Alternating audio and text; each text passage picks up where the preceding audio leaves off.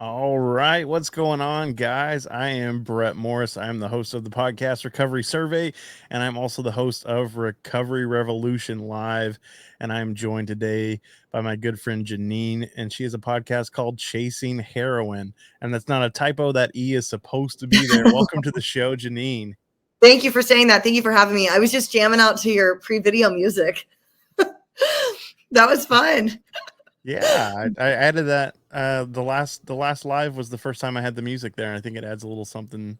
It does. I was on my end like, yeah. But thank you so much for having me. I appreciate it. Absolutely. I'm so excited to have you on tonight. I know your story, but I'm guessing that some of the people that are watching the live stream probably don't. So if you wouldn't mind, just jump in and tell us a little bit about you. Sure, absolutely. So my name's Jeannine, and I'm an alcoholic addict in recovery. My sobriety date is January 15th, 2015. So hopefully in a few months, I will have 7 years.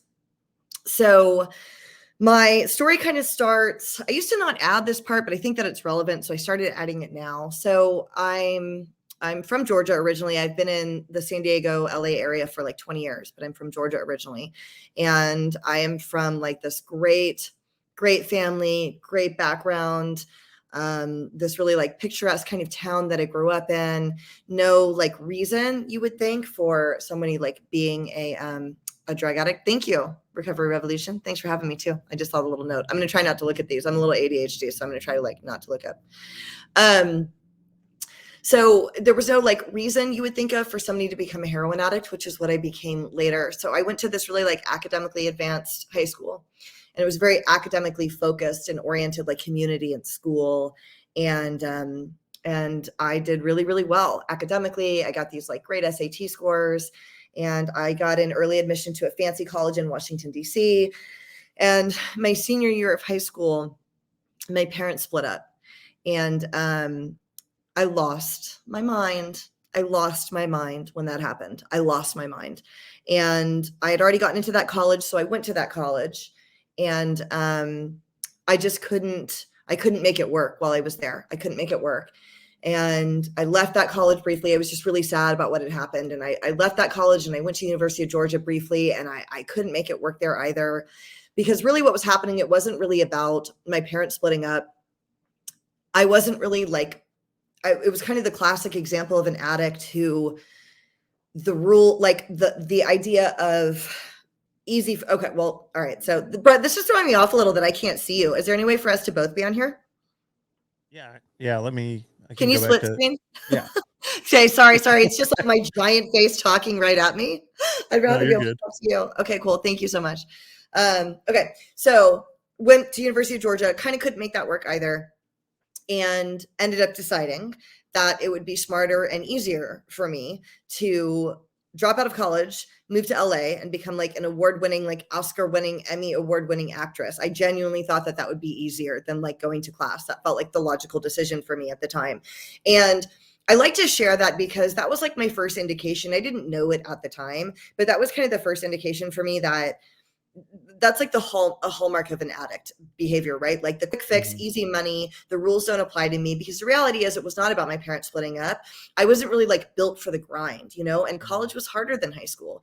And I didn't want to work that hard. It just wasn't really in me to work that hard. And things had always been a little bit easier for me. And I wasn't willing to do that. So I left Athens, Georgia, moved to LA. And I had started in Georgia. I had started doing like a little bit of coke and drinking. A little bit of coke and drinking, but it wasn't that bad. I was bartending. It wasn't that bad. Left Georgia, moved to the West Coast, and my coke use over the next 8 years really continued to progress. But it was like coke bad, which is very different from heroin bad. How explicit can I be on the show? Can I be fairly explicit? Go for it. Okay, cool. Sometimes I don't know what language I should use. So my coke use over the next 8 years continued to progress and get worse.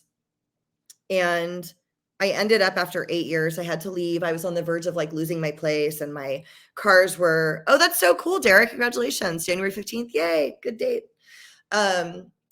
My car was blowing up. The head gaskets blew in my car because I wasn't getting the oil changed in my car because I was buying coke all the time. And I had multiple cars actually die that way. And I ended up kind of losing everything in LA, and I moved to San Diego. And in San Diego is where I learned what like drug bad really is. And I bring up those earlier years. That's important later, because I looked to those years for a long time as evidence that I had managed a drug addiction at one point, right? Like I referenced those a lot later. But so I moved down to San Diego, met a guy. Unbeknownst to me, he was strung out on heroin, or he became strung out on heroin at some point while we were together. He had had a pill problem in the past. And I ended up strung out on heroin also. And the next 5 years, which is the last 5 years of my using, was a cycle of, so I was fully strung out. I was in and out of jail, county funded programs, like not rehab, not nice rehabs, but like parole funded programs, sober livings, or I was homeless for like 5 years. And during that 5 years, my use and the consequences really escalated. I ended up using needles.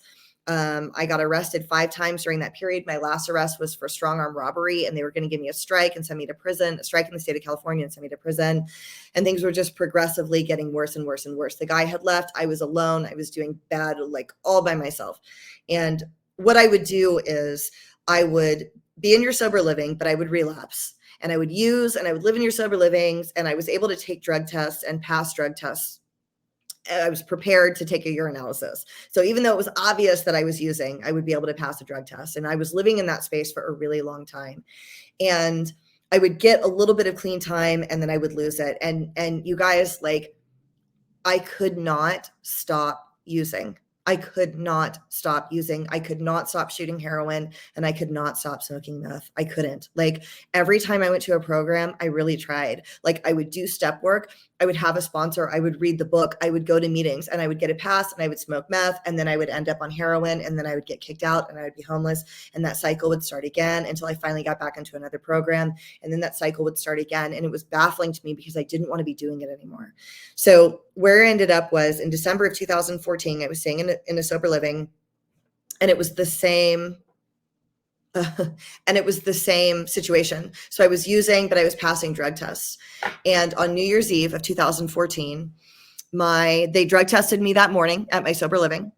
And I had a friend that I had used with, and he'd actually gotten busted, and he'd gone to prison for 2 years. And when he got out, he was clean, and he had stayed clean and sober, but he would hang out with me and try to help me kind of. And it was New Year's Eve. I was in my sober living, but I was fully strung out because also throughout this entire time, I teach fitness. So I would like shoot heroin and smoke meth and like teach spin classes. And so that was also kind of what I was doing in the midst of all of this. I would like get jobs teaching in these really nice areas, and then of course lose them over time. But I did have this trade that I could kind of return to from time to time. So I'm out New Year's Eve with my friend, and the owner of the sober living called me. And she said, "Hey, Jeannine, so you left some heroin on the bathroom counter here, and you can't come back." And I don't know if any of you guys can relate to this, but like when you're a drug addict, we all become like part-time, like public defenders. And I was like, "Hey man, that's circumstantial evidence, man. You don't know that's mine. Like 8 other women live there that are in recovery. Like, you don't know that's mine." And meanwhile, in the back of my mind, I'm like, did I leave heroin just like on the counter? That's crazy. I need that. How did I do that? So she's like, you know what, Jeannine, you're right. There are 8 other women here that are in recovery, but we're pretty sure it's yours. And they're all here and we're all pretty sure it's yours. So I tell you what, and I was like, dude, I passed a drug test this morning for you. And she said, you're right. You did do that. And if you can bring me a blood test, I'll support you and you can move back into the sober living. And no one had ever asked me for a blood test before. And of course, in the moment, I was like, fine, I'll bring you one tomorrow, and I hung up the phone and I was in like a bar at like an Applebee's with my buddy. And we got off the phone and I told him, I was like, I'm kicked out of my sober living. And so he actually got me a hotel room. We went over there and I said, give me your phone. I need to Google what the logo looks like at the local hospital. I'm just going to forge this blood test. Like I can do this because I didn't even have a phone. I had I don't know if anybody ever had one of these. Obama used to give you there was a welfare phone when you got out of jail. It was an old flip phone so that you could have a phone number and get a job. So I had my Obama flip phone, which did not have internet on it. And I was like, give me your phone. I need to Google what this looks like. We'll go to a Kinko's and I'll just like do a little math and tweak out on this form. And I'm going to make a fake blood test. I'm going on and on and on.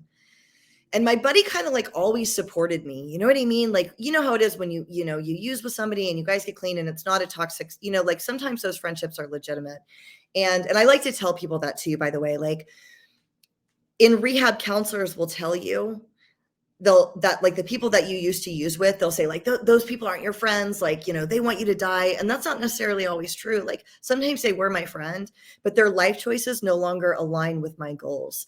And it's important to separate that. But this guy was like my legitimate friend. And he wasn't like backing me up in that moment. I'm going to turn this off so I don't see the comments, but he wasn't like backing me up in that moment. And I remember looking at him and I was like, oh, come on. Don't look at me like that. What am I supposed to do? She's making me forge this test.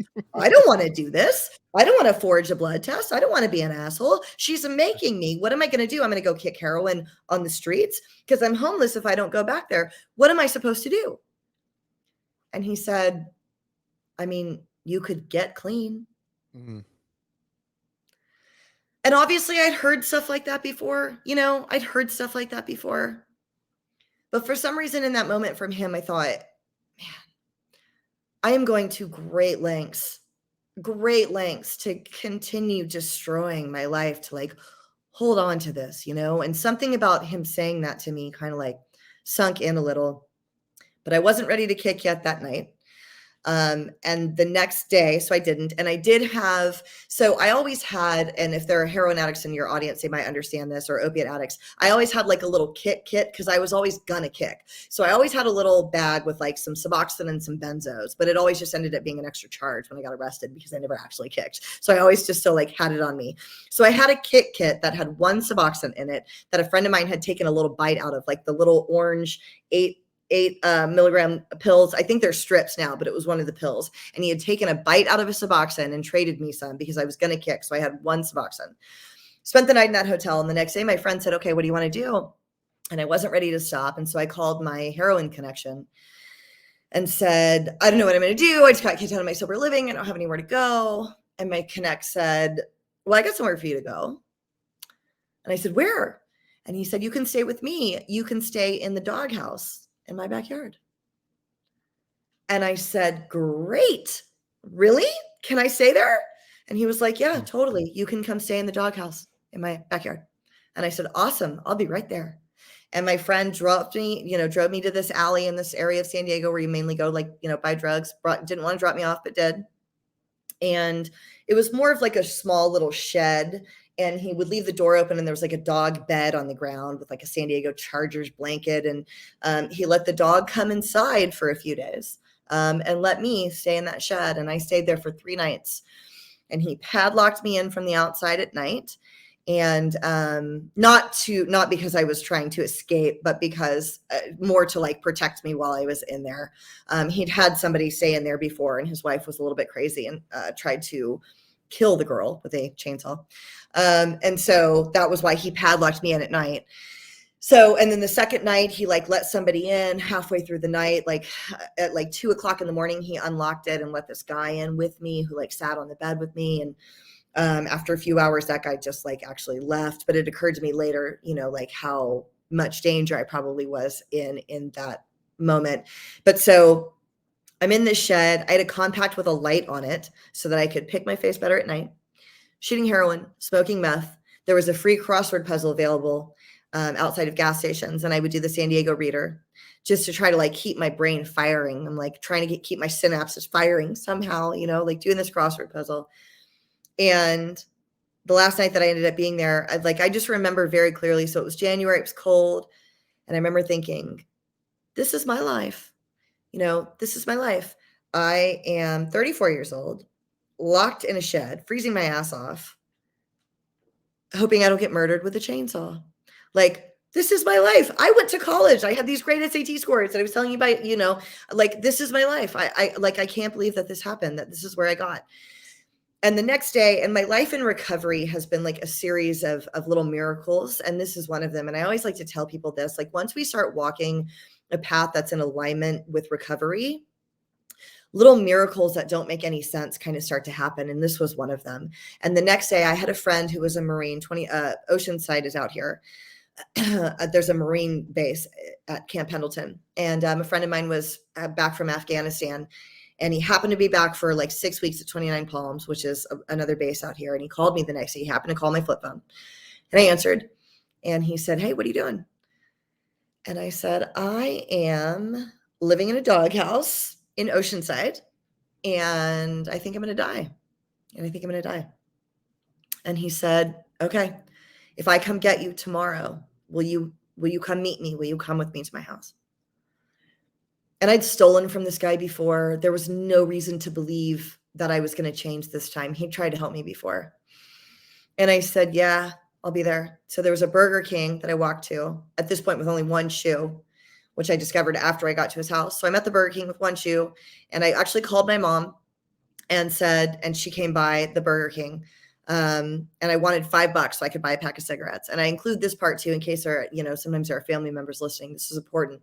My mom stopped by to see me and I wanted $5 and she wouldn't even give me $5.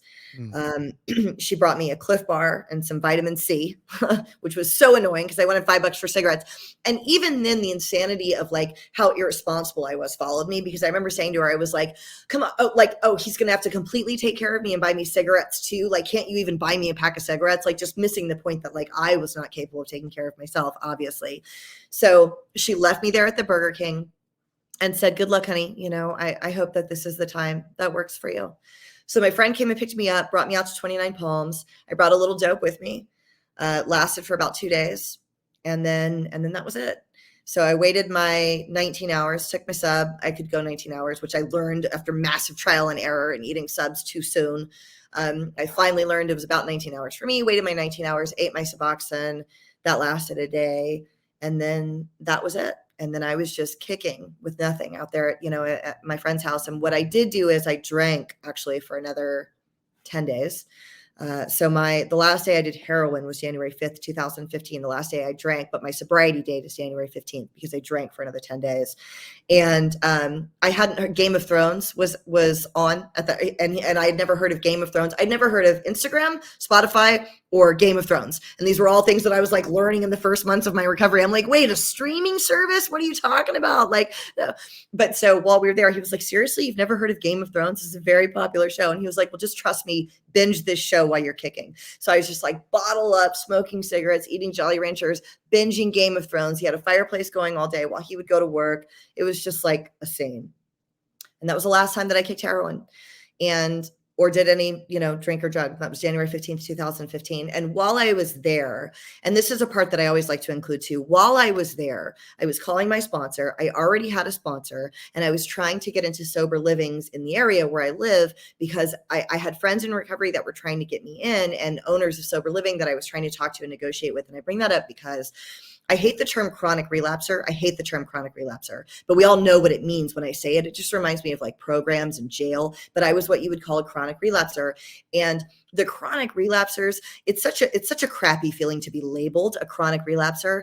And what I want to say though, to my fellow chronic relapsers out there, what was actually happening was So while I was there, I had a sponsor to call. I knew what sober livings to go to. And what we're doing every time, the first time I tried to kick and go to meetings, I didn't know what anything was. I didn't have a big book. I didn't know what the steps were. I didn't understand any of that stuff. But the more times we come in and out, they're not necessarily failures. Every time we come in, we're gaining resources, and they're there when we're ready to execute. So all of those people that I had met along the way, I was like reaching out to that last time, you know? And so if you're someone that's watching and you're what they call a chronic relapser, good for you. Like, you probably have an AA laying around your house. You could probably call an AA book. You could probably call someone right now and be like, hey, I'm back. Can you sponsor me? And somebody from the program would be like, I guess, like, this asshole's back, you know, like you at least know people though, you know, and you can use that to get back in.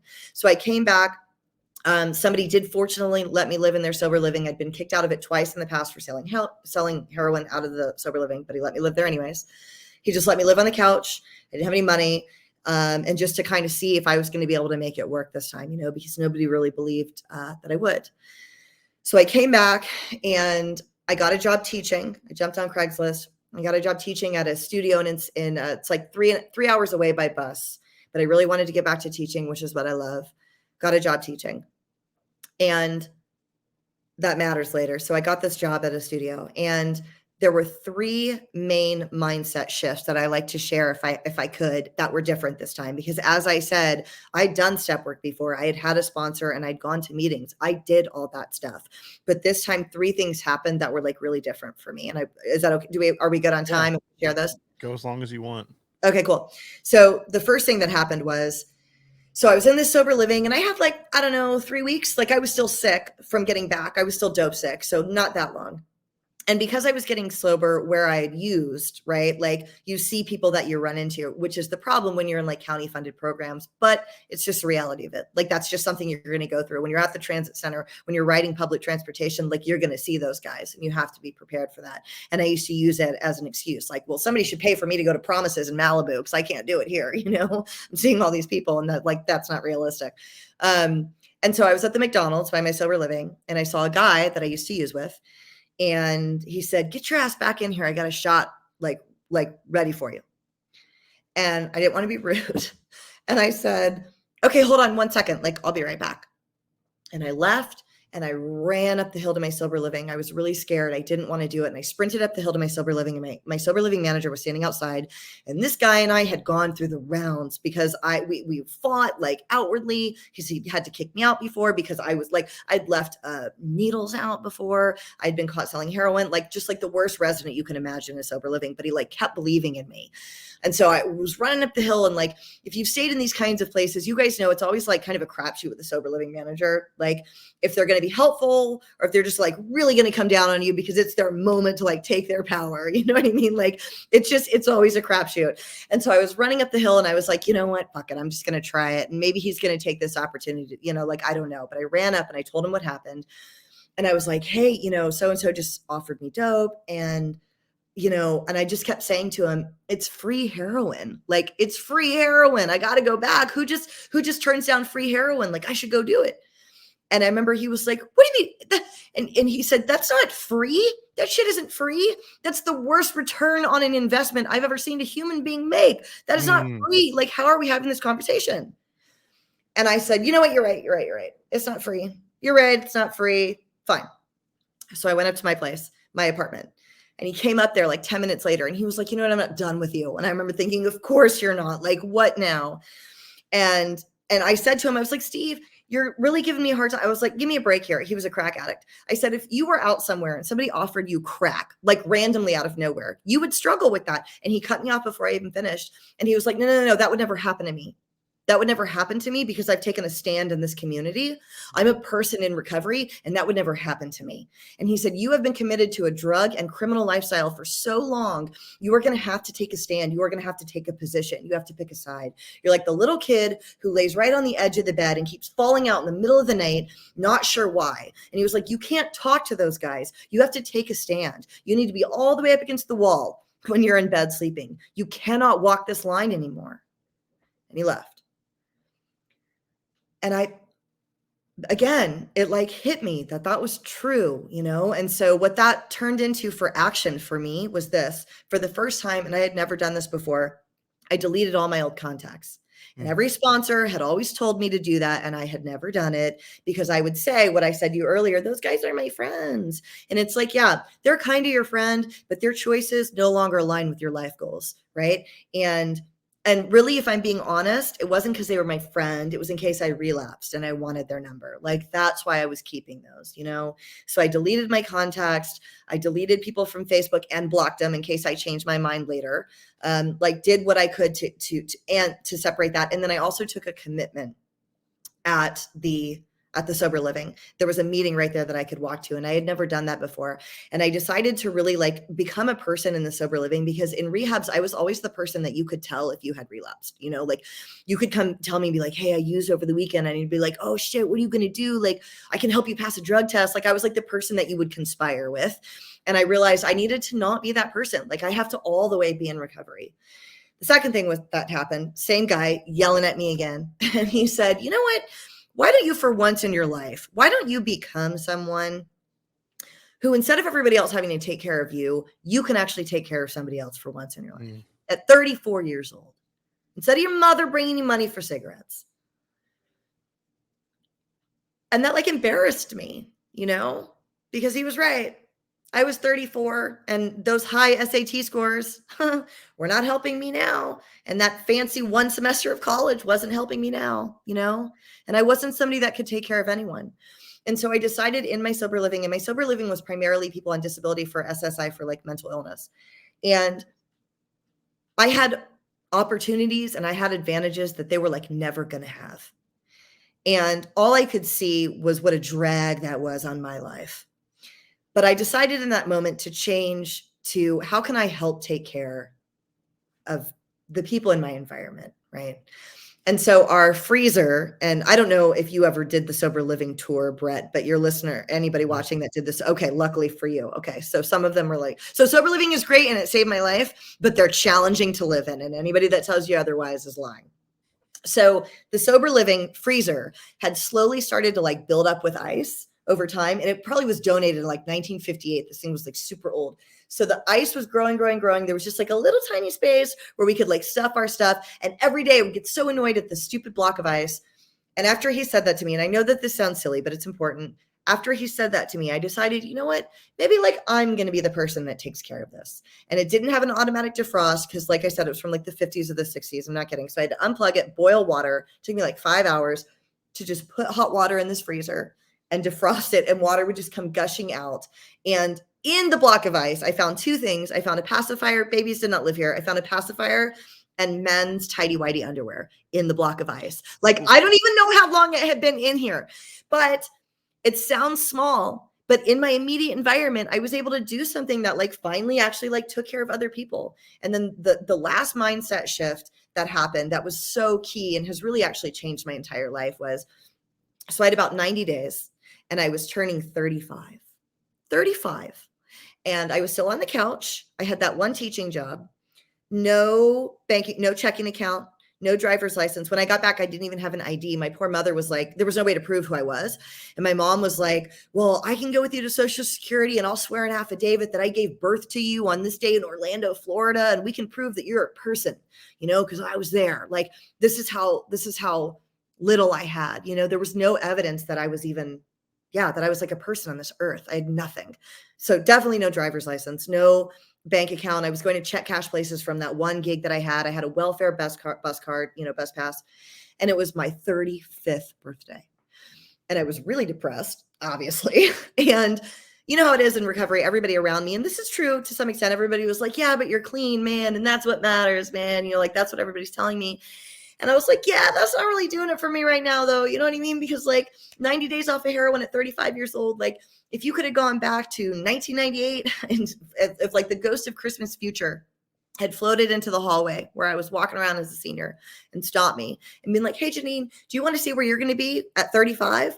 I'd been like, yeah, show me. Because I'm sure I'm going to be famous, definitely married, definitely rich, living in a mansion somewhere. Show me. If the ghost of Christmas future had been like, yeah, so none of that shit's going to happen, but you will be 90 days off of heroin, and that will be the best thing that you have going for you that day,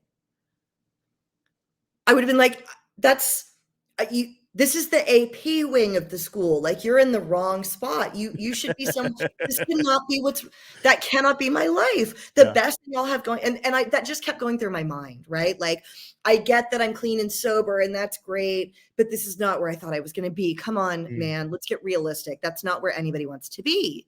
It's very hard to believe that when people are telling that to you. Now, I was doing a meditation series at the time.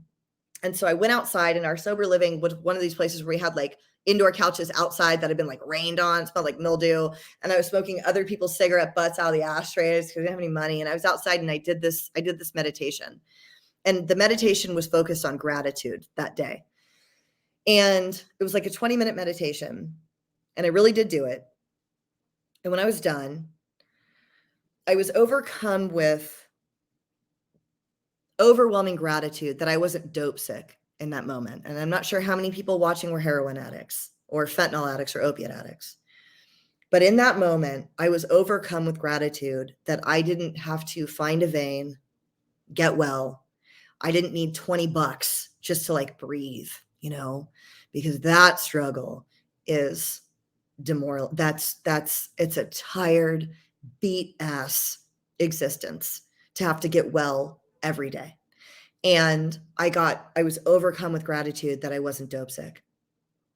And I kind of looked up over my sober living and I saw that there was like this really nice view of mountains out in front of me. And I thought, oh, that's really pretty. And then I thought right after that, my husband just came home. And then I thought right after that view's always been there. Like, I just couldn't see it, right? Those mountains didn't just grow. I just couldn't see them before. And then I realized, wait a minute. Because I was so grateful that I wasn't dope sick, was I able to see that easier? And did my heroin addiction actually give me the ability to like be more grateful in this moment, right? Because I have been so miserable. I was never able to see things like that were right in front of me. And what I was experiencing, and I learned this later, was the concept that my entire messaging is built on, which is everybody has heard of post-traumatic stress, right? Like when men and women go off to fight overseas, they're told, okay, you're going to come back one of two ways. You are either going to come back fucked up or you're going to come back status quo. We are hoping for status quo, right? We just want to keep you from being damaged. But what is less talked about is that there is a third way back from trauma, which is post-traumatic growth.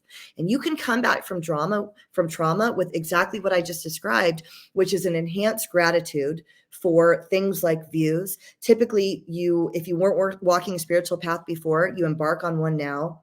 You tend to have higher gratitude for your personal relationships.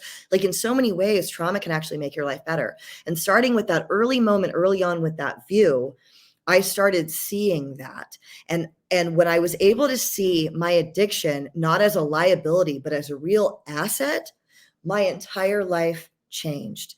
And that was when I was able to start like speaking openly about this.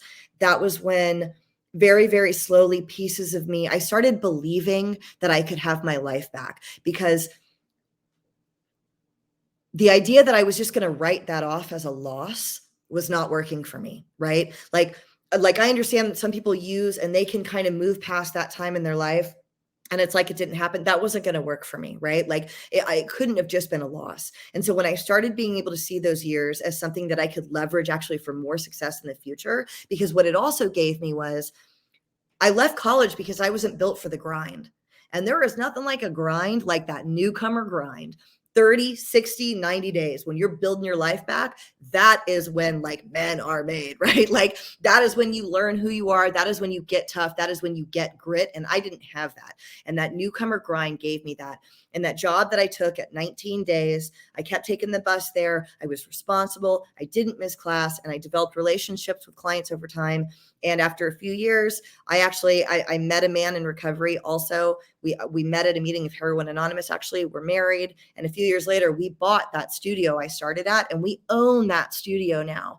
And just like me, his life, the newcomer grind helped him develop those tools. And so that's my main message, is that I actually think that as addicts, we are leveraged for some real success here. I don't see my using as a liability. I see it as an asset. That was fantastic, and what an ending to your story, or not even an ending, but to where you are today. Of you started at this studio and now you own it. Like that's just like it's speaking on how recovery can work in our lives. Like that is Yep. absolutely incredible, and that I feel like that's that little hope shot for somebody that may be on the fence or maybe new. Like we get things back, we get to live this new way of life. Um, and like you were touching on, like that post-traumatic growth, like that's huge. And I think you're the first person I've ever heard talk about that, and I love that perspective, and I totally agree with that is a thing, because I've experienced that. Like from my active addiction to recovery, I've gone through those things that you were talking about, like finding that spiritual path and having this new appreciation for life, and like just the most simple things in life that I now see that I never saw before. Right. So I love that point. And that's why I bring up and I usually circle back to this too. So I talk about the years where I was just doing coke and drinking, and it wasn't that bad. It wasn't that bad. And so I spent years attached to this idea that like I had been partying at a normal level before, but that is not true. For one thing, I had to leave LA because of my drug use. So that's not entirely true. But more than that, and I love sharing this part of it if I get the opportunity. So I had a boyfriend in LA, and he was like up my ass about my coke use, right? Like super mad at me all the time. And we were arguing, and it's actually ironic everything that I said to him, but we were fighting, and I was like, you know what, man, you are really overreacting. It's a little bit of coke. It's not like I'm shooting heroin. Okay. I've never been arrested. I still have my job. Like this is not that big of a deal. And he just kind of stopped, and he said, you know what, Jeannine, you're right. None of those things have happened to you. And you're slick enough and you're smart enough that you could probably go the rest of your life with none of those things happening to you. But you're always going to be sick, like, 4 days out of the week. You're always broke. It's always challenging with your relationships. But worst of all, you'll have to live your life knowing you're not the woman you were supposed to be. But you're right. You could do that. And Mm. that's what heroin took off the table for me. So not even just can you hold on one second? Honey, can you do that upstairs? So not even just my addiction in general, but heroin in particular, I'm so grateful for, because heroin took that off the table for me. Like he was right. I could have lived in the space of just drinking and doing coke for the rest of my life, but never like fully living my life. Does that make sense? Mm-hmm. And so I'm grateful for even like the darker depths of that. I just wanted to read this comment from I Carrie. know She as said, they pop up, I'm yeah, like yeah. kind of reading them. This is a good one. She said, I will be marrying my best friend because of my recovery. I am overwhelmed with gratitude. Recovery has given me my life back. I got my family back, and I got my son back after 16 years of not having him.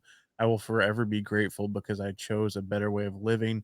I'm extremely proud of all of you. I love hearing success stories. Keep climbing that mountain and chasing your goals. Thank you, Carrie. Congratulations. That's beautiful. Thank you, Carrie. It's awesome. Mm. I love somebody else, Chrissy, you identify with the whole not being dope sick thing. I wasn't sure how many, like, I don't know the demographic, like the drug of choice demographic of everybody listening. I wasn't sure if it was mostly, but like the heroin grind to not be sick daily is just like its own. What was your drug of choice, Brett? I don't even know. What did you do? Meth. Okay. Okay. So you get it. Yeah, I only did heroin a handful of times. Yeah. It wasn't my Yeah. thing. I preferred Yeah. uppers. Yeah. Yeah, for sure.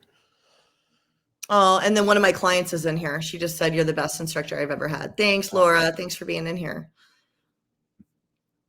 That's awesome. I was gonna say, if anybody has any questions for either of us, put those in the comments for sure. We'll put them on the screen. Do our best Yeah, to if you guys answer have those any for you. questions, I'm a total open book. I probably already answered them with my long ass talking. I talk way more than if you give me 10 minutes. I led an HA meeting on Saturday, and it was a 15-minute share. I think I spoke for like 30 minutes. It's very hard for, especially, but it's because I love talking about recovery, right? I love it. It's like one of my favorite things to do is talk about recovery. Yeah. Do you guys have any questions? And talking about my studio, I love talking about my did I have negative consequences? Yes, I did. So I was arrested 5 times for increasingly serious charges. My last charge was for strong arm robbery, and they were going to give me a strike in California and send me to prison. I was homeless for like 5 years. And my last residence was a doghouse in my heroin connection's backyard. So I definitely had consequences. When I got back, I didn't have a checking account or an ID or, yeah, definitely consequences, abscesses, that kind of stuff. Slew of negative consequences. Yay. You know what's really smart, Teresa? That you have 207 days and that you're in a recovery center still. That's awesome. Like that's so cool that you're still there.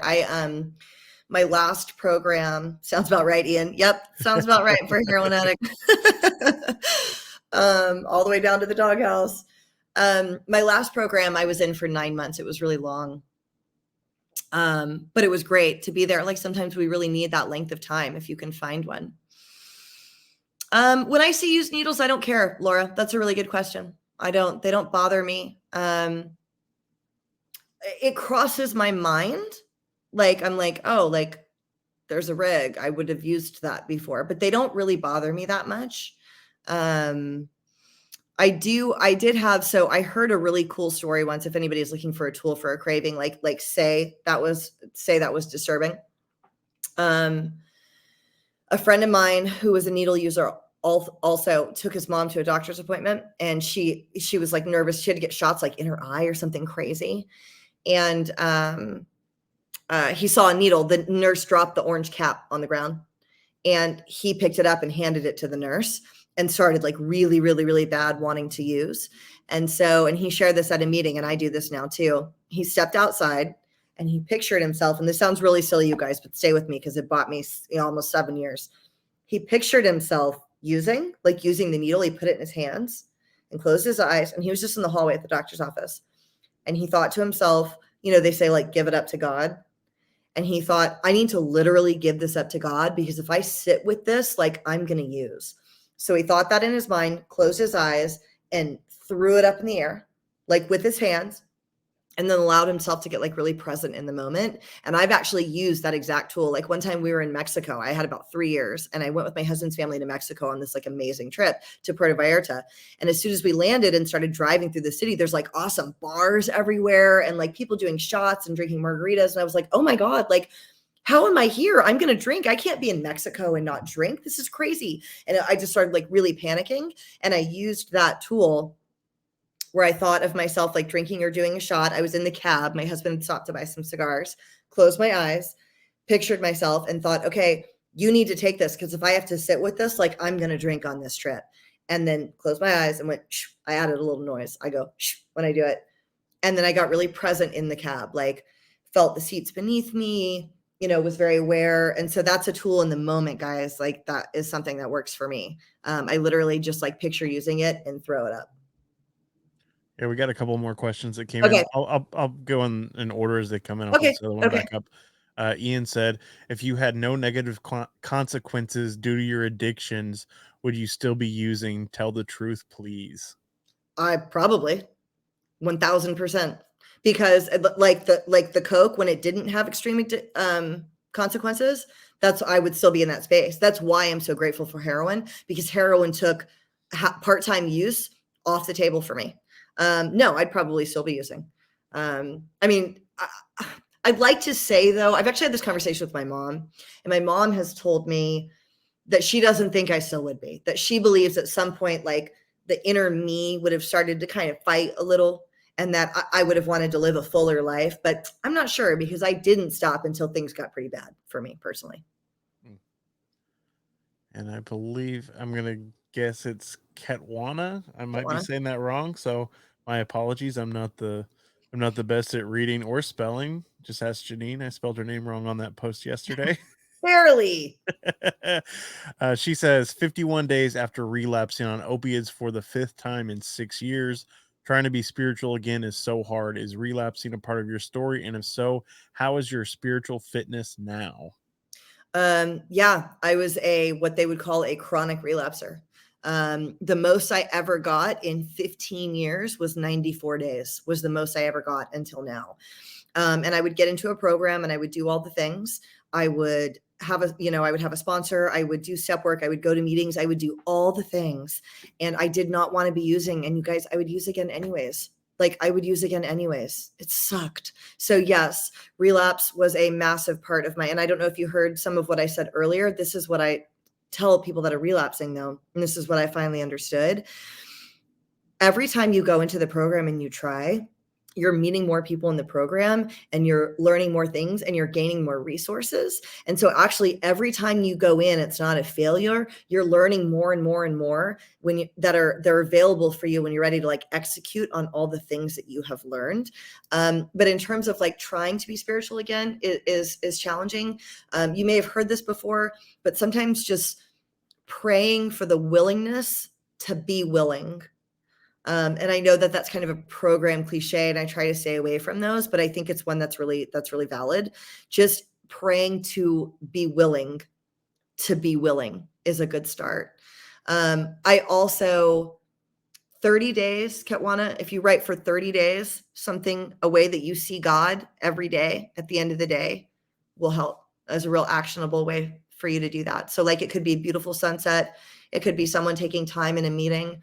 Journal that for 30 days. That's what helped me. And we got another question from Ian. He said, when you were in detox, did you have a spiritual awakening? If so, can you please share it? I did, and it involves a California burrito, which sounds ridiculous, but it's true.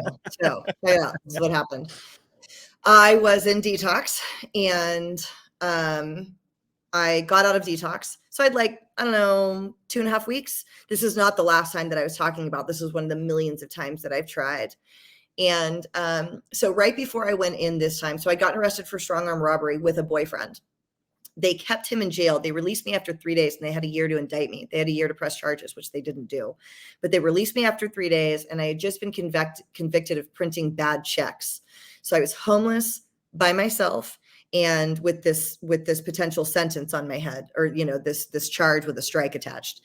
And I was alone, and I was homeless for the first time by myself. I'd been homeless with my boyfriend before, but I'd never been homeless alone. And I was like riding a bike around town, just like a tweaker in the middle of the night with my hat on, just like riding through the streets all night. And I was outside of a 7-Eleven, and I was like hungry. I was hungry. And the slide into homelessness, for me, was like a slow decline, right? Like you get kicked out of the first place and you're like, well, I'm not really homeless because I have my car. And it was just a misunderstanding with my roommate because she kind of sucks. And I'm choosing to still do this. And as soon as I get back on my feet, I'll get a place. I'm not really homeless. And then you lose the car and then you're home. And like in that moment, I realized like, oh, I'm like really homeless. I was hungry and I didn't have money for food. And that moment for me was really sad and really embarrassing and really scary. A few weeks later, I got into a detox, kicked heroin, got off, they did a Suboxone taper. I did the Suboxone taper for 5 days. I was off the subs. 2.5 weeks in, my house manager took us on a store run. And on the way back from store run, which is when you go buy groceries for the house. And on the way back from store run, we went through a little taco shop drive-through, and he bought me a California burrito, which is a burrito that has French fries on it, and a root beer. And I was in the backseat of this van eating the California burrito and drinking a root beer. And this is going to sound dumb, but I had a spiritual experience eating that fucking burrito because I thought, oh my God, this is the best food I have ever eaten in my life. But it occurred to me, California burritos are always good. I'd had them before. But because I'd had that moment where I was standing outside the 7-Eleven hungry, I was able to marvel at the ordinary and enjoy something like food. And so the spiritual awakening for me was, oh my God, my addiction gave me, my life had become very black and white. There was no color, no hope, like Ketwana was talking about. No hope, no spirituality. And when I realized that my addiction maybe gave me more of an appreciation for something as simple as food, things really started to change for me when I didn't just see it as a loss. So yes, I had a California burrito, spiritual awakening. Well, apparently, Tomatoes? apparently Ian had a spiritual awakening around tomatoes. So It's true though, you guys, when we get to that point and then we're able to just like eat food or sleep, have like a good night's sleep. Like for you, Brett, if meth was your drug of choice, didn't you? I mean, you probably had a spiritual awakening through sleep once, like just the best night's sleep ever. And you're like, thank God. I'm not sure if I had a spiritual awakening around sleep because I did the whole detox thing in county. Oh, okay. I slept a lot, but it wasn't it wasn't good sleep Right. because Yeah, I that's was fair. on a really hard bunk surrounded by a lot of people that I didn't want to be surrounded by. For sure. You have to flip the pad under to make a pillow. It sucks. Right. Right. I don't know how they do it out there. In here, you have to flip a pad under. It's like a thin mattress, and you just fold the top so it's like slightly thicker. I think I traded some food for a second blanket or Okay. something. So I had Yeah, like yeah, a yeah. blanket as a pillow and then just like had a blanket over me and just like pulled it over my head and tried to shut out everything. Nightmare. Yeah. Nightmare. Yeah, not fun. Yeah. It is so good to be alive, Ian. I agree. Mm. So, Ketwana, did you hear my answer? Does that make sense? I think she said, yeah, my prayers daily. Yeah, she answered that a few minutes ago. Spirituality will find you again, too. Two and I a half believe years that. clean. Congratulations. Oh, here we go. Any lingering triggers? No, actually, no. No. Although, you know what I've yet to see that might bug me? So Coke was actually my real, like, love of my life drug. I haven't done it for a long time because Coke in San Diego sucks. But I did it for like 10 years in LA or 8 years in LA. I haven't seen someone like do a line in front of me. I've been around people drinking. I've never been around anybody doing hard drugs. Like I've never been around somebody like smoking meth or something like that. But like so if I saw someone doing coke, that's the one thing in the back of my mind. I'm like, I wonder if that would bother me. But I do know that I wouldn't do it. I would just leave. I would leave the place immediately. I wouldn't do it, but it would probably bother me. But it doesn't bother me when I see people like do it in movies or anything like that. You know what bugged me? Did you watch the Motley Crue movie on Netflix? I I had to turn don't that off think because they so. showed, and I've never had to turn anything off ever. They showed Nikki Sixx in a closet by himself for like weeks on end, shooting up heroin into his neck. And it was really Mm, explicit. And I used to do that. mm. And his experience, if anybody wants to know what my experience was like, go watch that Motley Crue movie. Not a documentary. It was like a on Netflix. You know him? Really? No. Um, but I had to turn that off. But it wasn't making me want to do it. It was just making me, I don't know. It's hard to even put into words how I was feeling. But I wasn't like, oh, I want to go use. It was like, I can't watch this. It's very, very real for me right now. And I don't want to watch this. Same thing with 4 Good Days. I don't know if you saw that with the girl and her mom. The first 6 minutes of that movie, I was just sobbing and I had to turn it off. It was exactly my mom and I story. My mom is a huge part of all of this. Yeah, Laura in the neck. And now I teach her spin classes. One of my spin clients is in here. Yeah, dude, in the neck is all I could do. But yeah, and then 4 Good Days I turned off. But again, it wasn't necessarily because it was a trigger. It was because it was so sad. I just couldn't really handle it, you know. Mm. The lewd. Oh, that triggered you in Wolf of Wall Street. I never did lewds. They were gone by the time I was around. Yeah, I'm too young for that. Right? Yeah, they weren't a thing Yeah, anymore. but I probably would have enjoyed them. I tried to find them in LA, actually, but they like weren't around anymore. I had heard of them. Nobody was doing them anymore.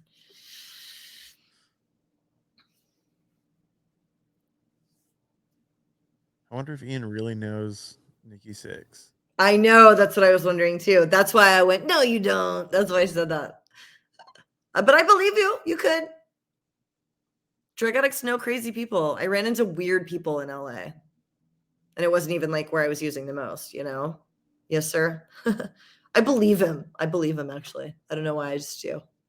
Yeah, I believe him too. There was a guy that was coming to my home group for a while. I mean, I'm in Texas, but he had moved from LA and he's been in the program. I don't know, like 40 some odd years, and like he knows all kinds of famous people, and it's like went to meetings with him and stuff. And we'd just be like at dinner or something. And he just like casually tell a story about somebody, and Yeah. you're like, that guy? It's like, oh yeah, we went to meetings together all the time. He's cool. Like what? Yeah. Like that's crazy.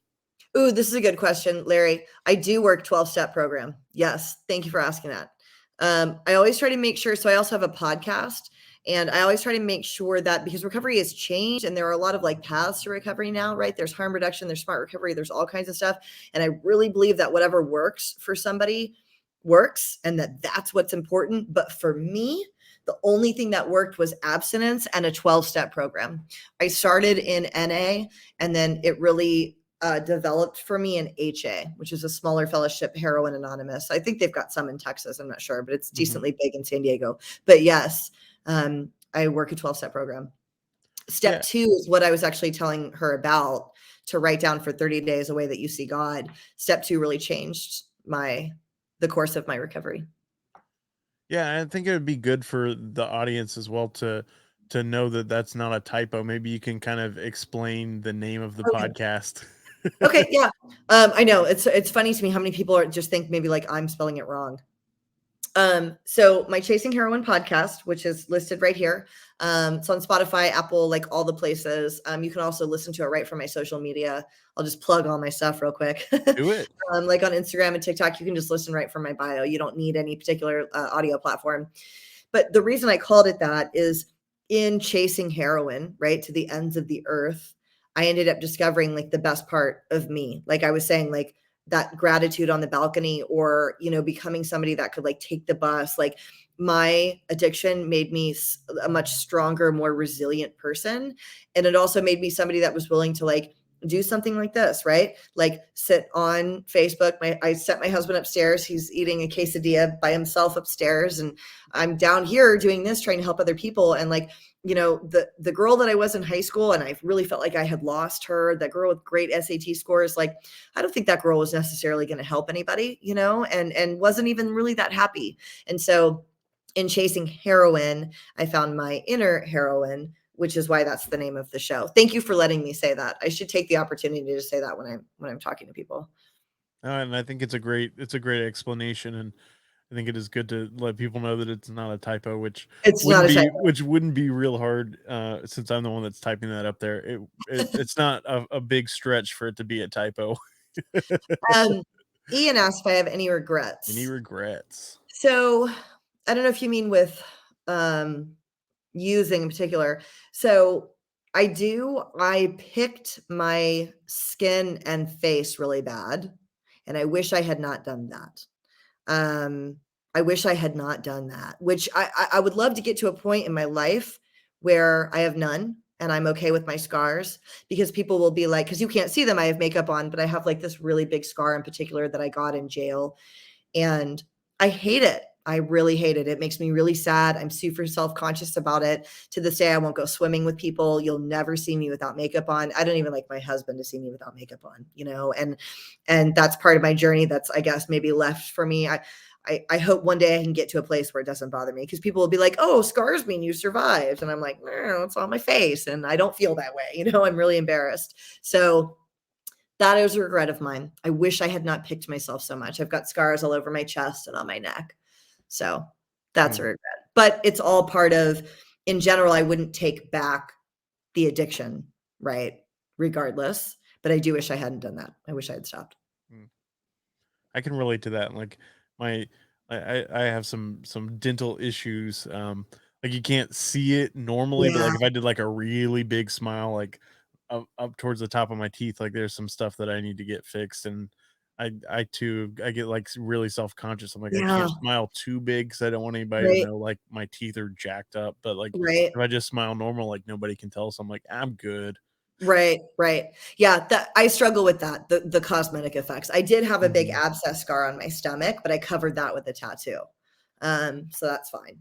But I was really self-conscious about that too, because you could see it. It's still there. It's slightly raised. Laura, that's why I've got the tattoo in that weird place. My client that's in here has seen it before.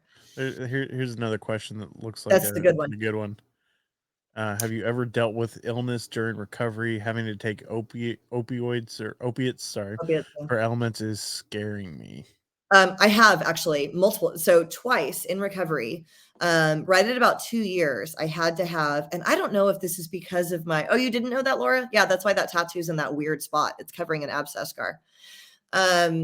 So at like 2 years sober, I had all of these, and I don't know if this is a result of my addiction, but I had all of these weird precancerous tumors in my body at 36 years old. I had one in my boob, one in my esophagus, and actually one in my colon.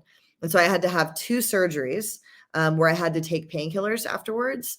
And I was totally fine, actually. So I gave them to my mom. She lives here, and she just gave me like 4 at a time. And she told me, if you need one, you're going to drive here and take it. I'm not going to bring it to you. So you need to really better need it so that you're willing to drive for it. And I did, and I was actually okay, but I was also not a pill person.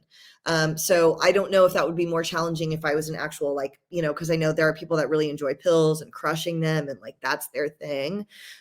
It wasn't mine, but I did have to take the opiates twice, and I was okay, but I was really nervous about that too. But I was totally okay. And I'm not a believer in people in recovery. This is just my personal opinion and my sponsor's opinion. If you aren't relaxed, you're not going to heal. So I don't believe that you need to like gut it out through the pain and grit your teeth and just be in pain to be some hero in recovery. Your body's not going to heal that way. But what we do need to do is take responsibility for the delivery of the drugs and make sure that we don't have access to that. And if there's somebody close to you that that maybe should test you, right? Because like if they're giving you a Percocet, you shouldn't be testing dirty for oxy, right? So like if you think you might use, you could also have somebody testing you, or just make sure people know in your life. I'm assuming you have a sponsor and some people in recovery. Just make sure they all know, and you should be okay. I like that comment from Ian. He said, "Big difference between suffering and living." Mm-hmm. Yeah, and that kind of circles back to what I was saying with like the half using without any Mm-hmm. really bad consequences. I wasn't living, you know. It was just some weird half-life, and I could have hung on to that forever. I'm really grateful heroin took that off the table for me, because that guy was right, that boyfriend was right. I was smart enough, I probably could have ducked those types of consequences for a really long time if I hadn't eventually graduated to heroin. Mm. I can relate to that as well. Like I feel like if I hadn't found meth, like my life was unmanageable. Like there were things that weren't great about it, but I feel like I could have continued to use and suffer for a lot longer than I did, because like you were talking about, like that lifestyle of just like going to bars and getting drunk and doing coke and Uh-huh. like just kind of Yeah, like that party lifestyle. Like I probably could have kept that up for a lot longer, but I found me meth and it too. was like, boom, my life Yep, went downhill really quick. Like it didn't take right. long for those negative consequences to come in. And, you know, Right. I, I didn't get quite as far as you did, but I got to that point where I was like sleeping in my car and I was like, I'm not homeless. I'm sleeping in my car. Like I'm good, Living in my car, I'm not homeless. Yeah. This was Yeah, a I'm not homeless. misunderstanding. That Uh-huh. roommate sucked. And as soon as I get back on my feet, I'm gonna find a new one. You know what I mean? Like that slide into full on homelessness for me was Mhm. like very slow, you Yeah, and know? like all the excuses, like, yeah, well, they want first and last month, like I Right, don't have that exactly. right now, but I give don't me have a that right little bit of now, but I time. Yeah, will. Right. yeah, yeah. Exactly. Yeah. Another question from Ian, just wondering what was that rock bottom for you the moment it changed? So I didn't really have, and this is what, and Katwana, you might relate to this. This is what was so embarrassing for me about being a consistent relapser. My last 2 years of using was just a constant rock bottom. Like, living in that shed wasn't even, like, the worst thing that happened to me, for sure. Like, I'd had way scarier times in using in my addiction. So that last one wasn't even the worst. I'm not even really sure why it was the last time. Um, and that's why I also try to avoid the whole, like, idea of, like, a chronic relapser. You have a sobriety date waiting for you. You just gotta claim it. And you don't even know which one it is, which is why we just keep trying. So you could technically say, if you step back and look at my story, that my rock bottom was living in that doghouse, I guess, because that was the last time that I used. But I'd had scarier consequences for sure.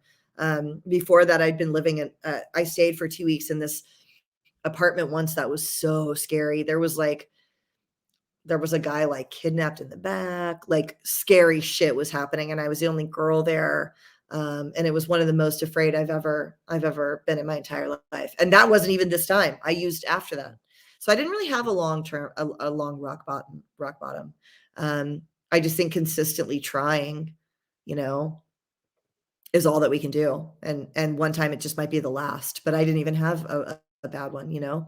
So yeah, those of you guys that are relapsing, because I would say that to myself, I'd be like, what the fuck is wrong with me? Like I was just living where there was a hostage in the back and here I am again, you know? And it's like, but eventually I stopped. There was a moment too. I was actually in a rehab and I'd gotten a job teaching, but I had relapsed and I was in the sober living and I was in that space of time where I knew I wasn't sure if I would test dirty when I got back to the house. You know what I mean? It had been like 2.5 days. It's like, well, it's been 2.5 days, but I've been drinking a lot of water and I worked out. So I might pass a drug test. I was like right in that space. And I was leaving work and it was upstairs and I was like halfway down the stairs and I just kind of like stopped for a second. And I had this gut voice tell me, you're going to die this way. Like, you're going to die this way. Not you're going to overdose, but you're going to die a dope fiend. Like this is who you are. And that voice was coming from me internally, not a drug counselor, not my dad, not my mom, me. And I was so scared. But you guys, I was wrong, right? I was wrong. And that was in 2012. I didn't stop till 2015. Like I was wrong, you know. I have lost people from treatment. Yeah. Yeah. You Yeah. saw the question. I did. Yeah, I have. Not mostly people from treatment though. I've lost people from, well, no, that's not true. Both guys that I used to use with and people that I met in recovery for sure. Overdosing for sure. My first sponsor actually overdosed. My first sponsor said the most important thing to me that probably anybody has almost ever said to me in my life, and she overdosed. She said to me, because I also really believed that because I was a heroin addict, I wasn't a real drug addict, that the problem was I had gotten strung out on the one drug that you have to do every day, but that I wasn't really a drug addict. I was like, no, I did coke successfully for years. The only problem is I got strung out on this thing that you have to do every day, which I didn't know. So as soon as I get off the heroin and kick the subs, like I'm not a drug addict anymore. And I told her this and she looked at me and she was so nice about it. She said, yeah, Jeannine, so I hear you. That does kind of make sense, but normal people don't accidentally get strung out on heroin, right?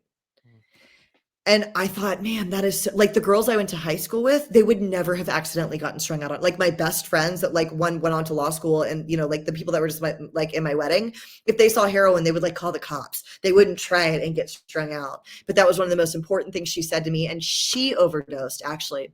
She relapsed a few years later and overdosed. So I've definitely lost people to overdose. Absolutely. Unfortunately. How do you tell an addict that you love to stop? You can't. But I think you know that, right, Ian? It sounds like you've been around for a little while. You can't.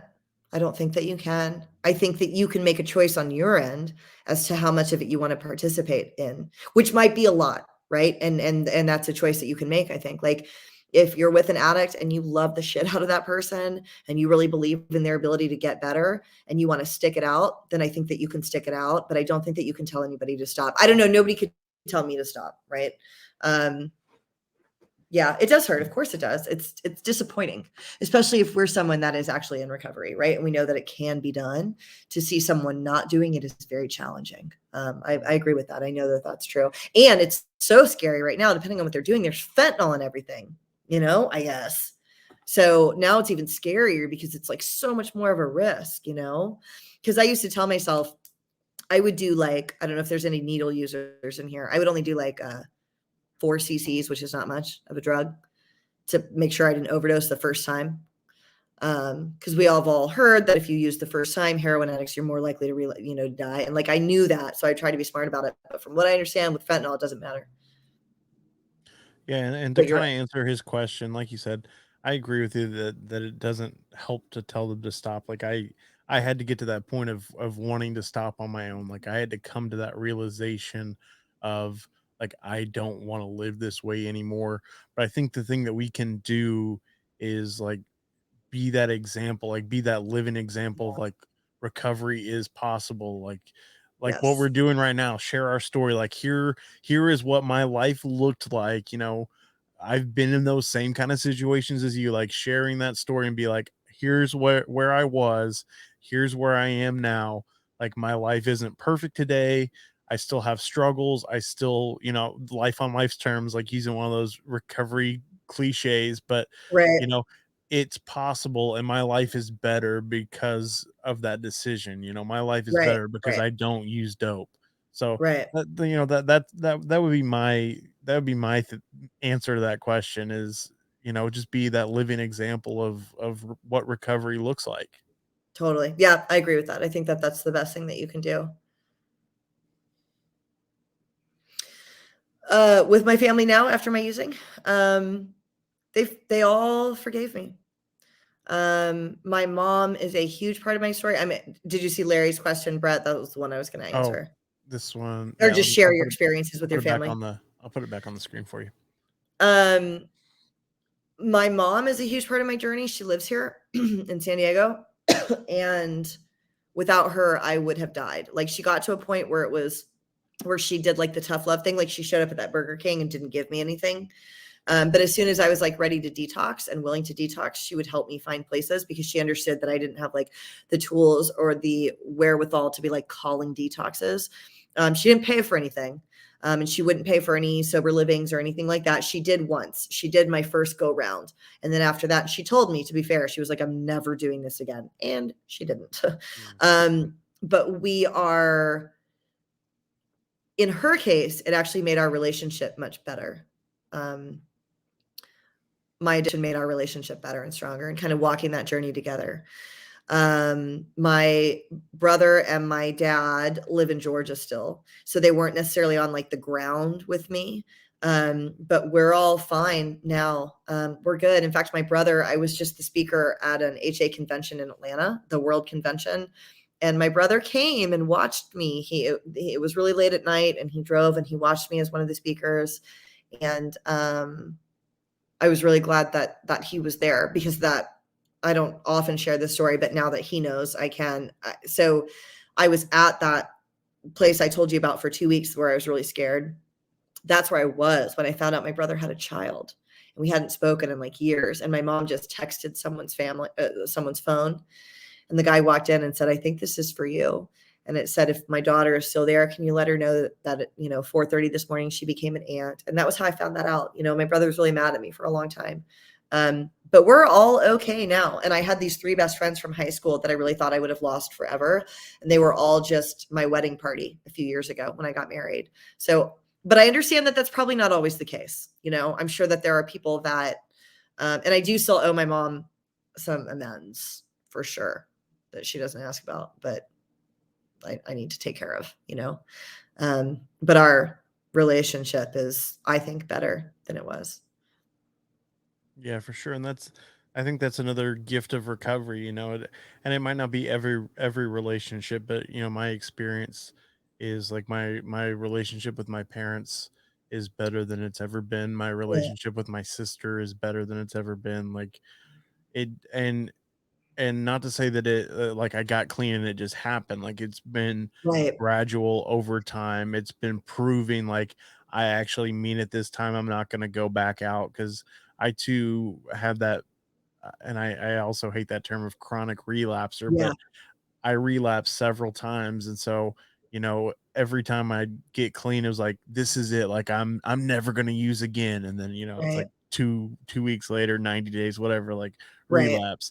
Right. So I think it also had to be for me, it was like I almost had, like, prove, like, "This is it, like, I mean it this time, for real, like, I'm not just saying it to get out of whatever, like, I definitely I'm did. doing it." Yeah. My brother didn't talk to me until I had a while, 6 months, a long time. We hadn't spoken in a while. So that definitely, that did take some time, but it was fair. I'd been using and lying for a really long time, 15 years, a long time.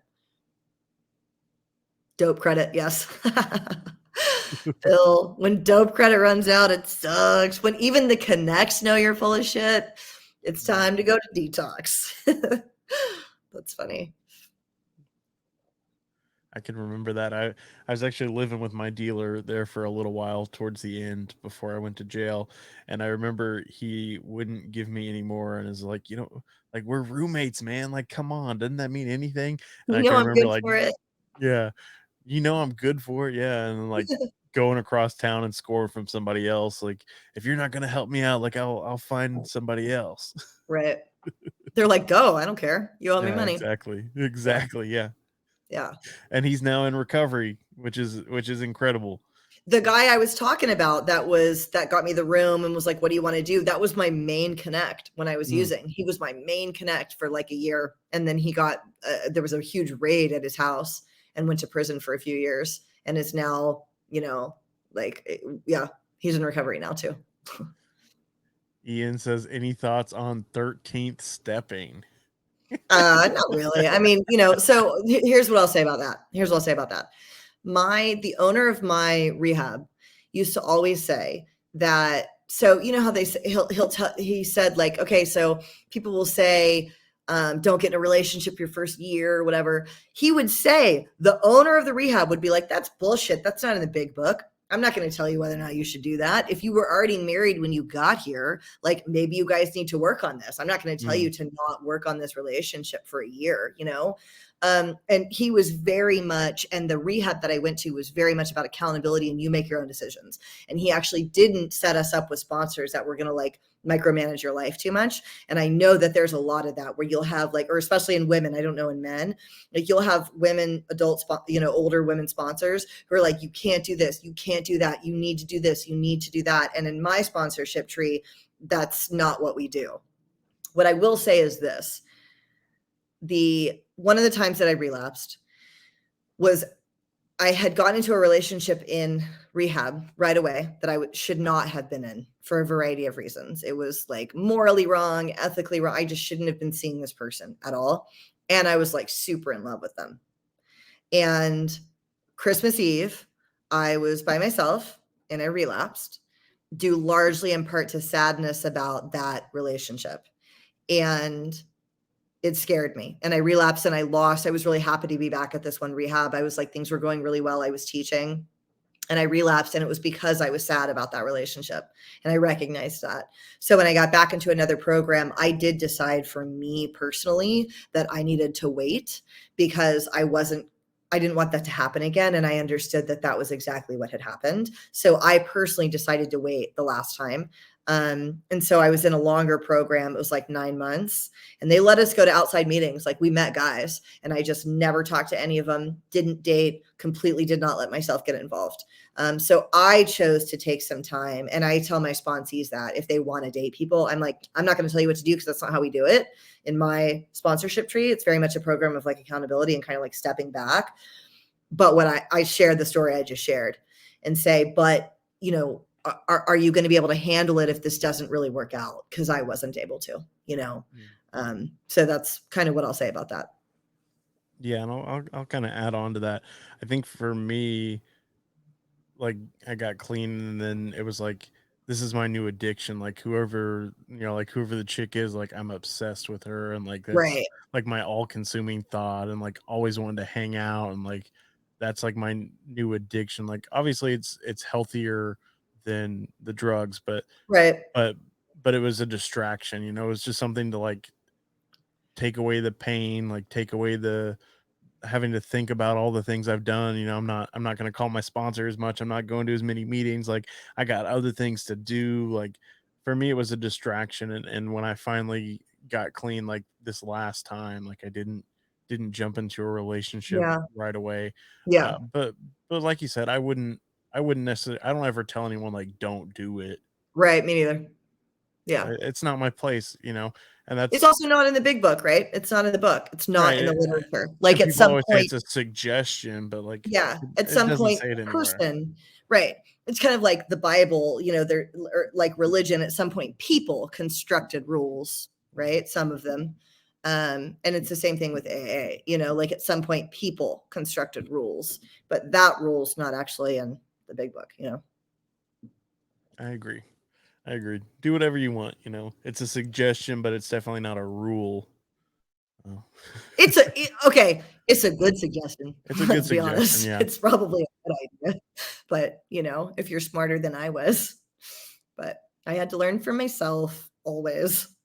I wonder if my mom's on here. She registered. Mom, are you in here? I don't know if she's here or not. I was just talking about like, She would agree that our relationship was better now. I don't think she's in here. She probably would have said something by now. She had registered for the event though. She knows everything. Like she listens to my podcast. You can say it, Larry. I'm sure that that's true. I just, like I said, try not to like tell sponsees what to do, but it didn't work for me, for sure. I met my husband in rehab though, or in a meeting, which I always like to share because one of my biggest fears was that as a woman in recovery, I wasn't going to meet anybody. I was like, how am I going to date somebody if I can't go like get a beer with you, But I met this great guy in recovery that, that I would never have met in any other circumstance unless we were both in recovery, another gift of being in this program. Absolutely. Too many times. The 13th step, I think he's talking about. I think you might be right. Yeah. Awesome. Well, I'll give you another plug for your podcast because you kind of teased that story about the guy being held hostage in the apartment and you staying there and being the only female, and I actually listened to that episode yesterday. Oh, you did? I did on my drive home from work because I What'd had you to think? go. That was really intense. Like I was listening to it like what is going to happen? Like obviously I knew like she's not dead cuz she's telling the story, but I'm just like, "Oh my god, like what Yeah. did she get herself into?" So if You you know what I guys are interested, definitely check out her podcast cuz it's a Yeah, you know what I good left one. out of that story? They were threatening to tape my hands because I was picking so much. They were gonna duct tape my hands. Isn't that scary? Wow. They didn't, but they were going to. But yes, thank you for the opportunity. So Hmm. my podcast is called Chasing Heroine, heroin with an E. My social media everywhere. If you guys want to follow me, I don't actually have a show Facebook, but I have a show Instagram and TikTok and YouTube. So Chasing Heroine across all the platforms, and my podcast is Chasing Heroine also. So sometimes I have a guest. Every other week is a shorter solo cast with just me. Yeah, I would love for you guys to check that out. It's kind of a passion project of mine. So And it's a great show. And I love that's one thing that I really like to say, that just to like kind of give the audience an idea of the podcast. I feel like you always have like a takeaway, something helpful that, or like an experience. There's always something applicable in your show that you can take from that and apply to your recovery. So I think that that's a great aspect of your show.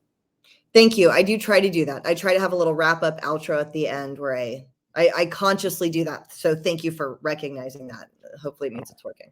We got one question here that I overlooked. Okay. Have you or your husband talked about what happens if you or him relapse? Yeah, definitely. I mean, we have a marriage based in recovery, right? But we wouldn't, my husband and I are really close. Obviously, we got married. There's no threat of like, I'm going to leave you, you're going to leave me. I mean, I guess in some crazy scenario where he relapses and steals everything I have and disappears and goes to prison, maybe then we'll talk about like some consequences. But like, I think if he relapsed and was struggling, I would see him through that. And I know if I relapsed and I was struggling, he would see me through that also, because he also struggled for a long time too. We're both very familiar with that happening.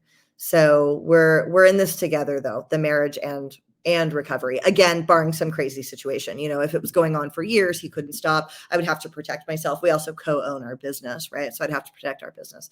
But barring some crazy situation, we're bonded in marriage and in our recovery journeys together. So, I'd see him through that if that happened.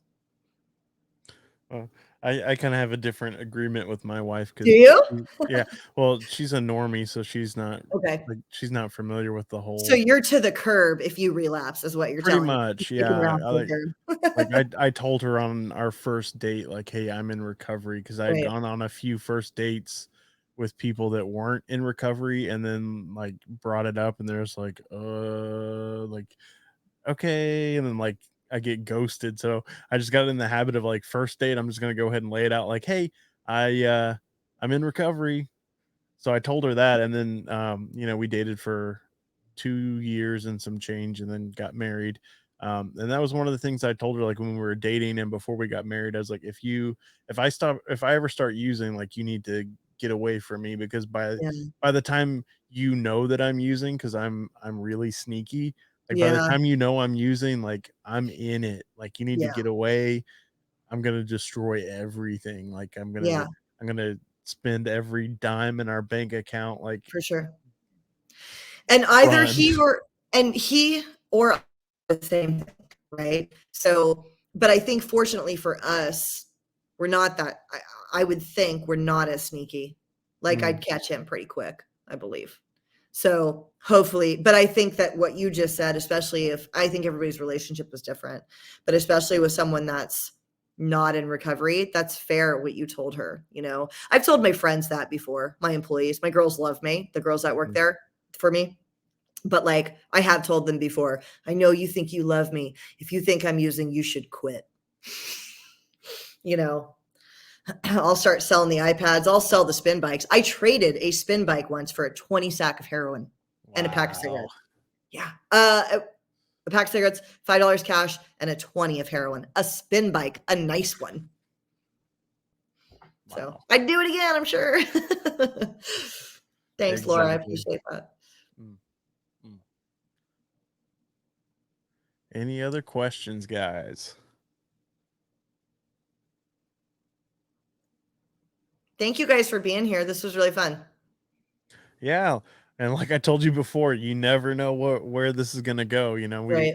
it starts off just kind of like sharing your story, and then you never know what kind of questions are gonna come in, and it's really cool to have this interaction with people in the recovery community and get to have these conversations and see the different questions and see people in different stages of their recovery. Like Yeah. hearing some of those questions from people in early recovery, and then that like takes me back, like, oh, I remember what it was like when I first got clean. Like I remember having all these questions and like being confused, and there were some things that I didn't feel comfortable asking in like a meeting or whatever.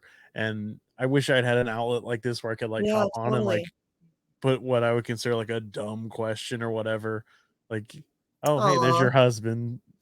Hi, honey. And she's watching it from upstairs. If you just heard me say that I would stick with you if you relapse, ignore it. Just kidding. I love you too, honey. Thank you for listening. I didn't know That's he was on awesome. here.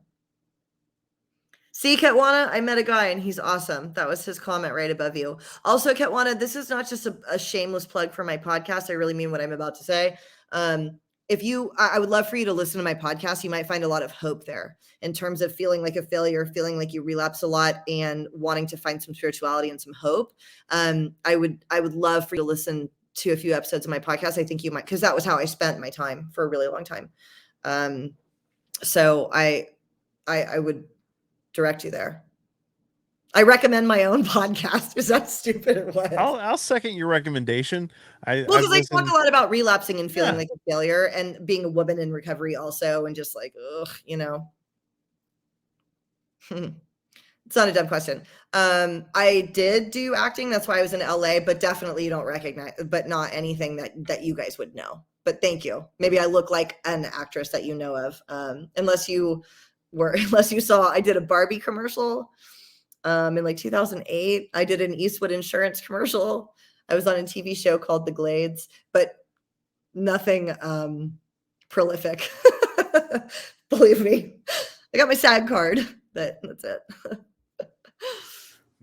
Nice. Yeah, and I would second the recommendation for your podcast. Thank you. Like I said earlier, I've been listening to it a lot. I had to drive like 5 hours yesterday for work, and I binged like multiple episodes because I had kind of been. Oh, she just subscribed. That's awesome. Yay. Thank you. Thank you. I think you'll Very like it. cool. For sure, for sure. And like you said, another female in recovery. You guys Yeah. sound like you have similar stories of relapsing over and over again, Yeah. and I mean that's great. I love to see Thanks. the connections happen. Yeah. Yeah. Thank you, Katwana, for subscribing. All right, awesome. Well, if we don't have any more questions, I think it's about time to wrap it up. Unless you Yeah, have I'm gonna something go else you'd eat. like to share. Thank you guys so much for being here. I really appreciate it. Yeah, for sure. And I'll give a shameless plug for my podcast as well, What? since we're doing shameless plugs. I also have a recovery podcast called Recovery Survey, and I release episodes every Wednesday. Different speakers, kind of like what we had here, but without the live interaction. People sharing their stories from failure to success. I'm going to have Jeannine on an episode here in a few weeks. We recorded it. What was that, like 2 weeks ago now? I'm really far behind on on editing and stuff. Um, but yeah, you can hear her full story on there. I feel like most of it was on this live cast Most today, of it but was that's all tonight. right.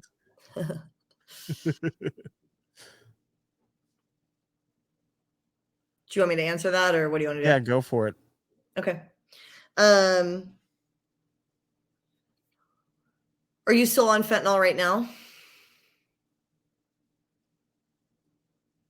Or are you asking about my podcast? Because my podcast talks a lot about, I don't have a detox episode yet. I will.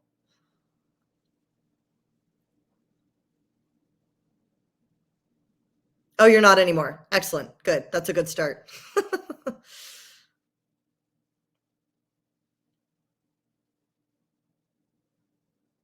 Okay. My podcast is called Chasing Heroine, heroin with an E.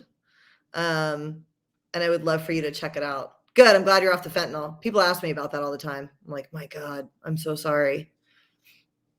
I'm glad you're off of that. But yeah, Chasing Heroin is the podcast.